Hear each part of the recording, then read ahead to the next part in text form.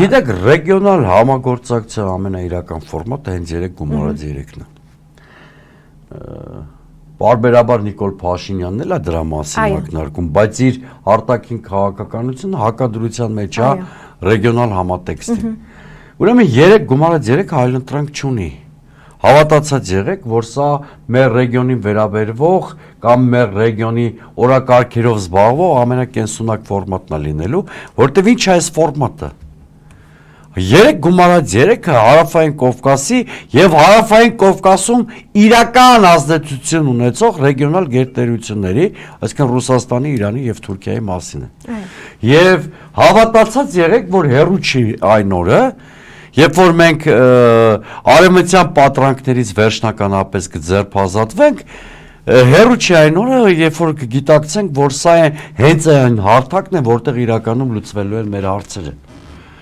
Մեր ռեգիոնը գտնվում է ռուսական, թուրքական եւ իրանական շահերի խաչմերուկում եւ խնդիրները հենց այդ տիրույթում պետք է լուծվեն։ Հավատացած եղեք, Միացյալ Նահանգները կամ Եվրամիությունը կենսական շահեր չունեն, որպեսզի գան այստեղ ինչ-որ խնդիրներ լուծեն։ Դա հասկացել են վրացիները 2008 թվականի ռուս-վրացական ողբերգական ու ցավալի պատերազմից հետո։ Եվ ես չեմ ուզում մենք վրացիների, չնայած մենք նույն փորձությունը, շատ ծանր փորձություն անցանք, ինչ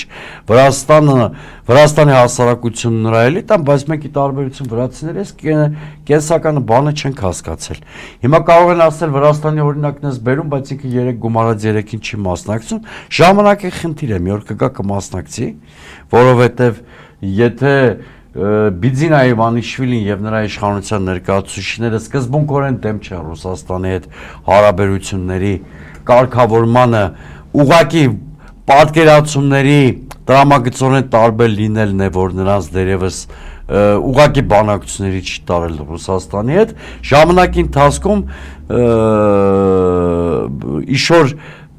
ընդհանուր համատեքստ օրակարգ ձևավորվելու է, Մոսկվան ու Թբիլիսին նստելու են խոսալու եւ Վրաստանը անպատճառ մասնակցելու է այս 3 գումարած 3-ին, որովհետեւ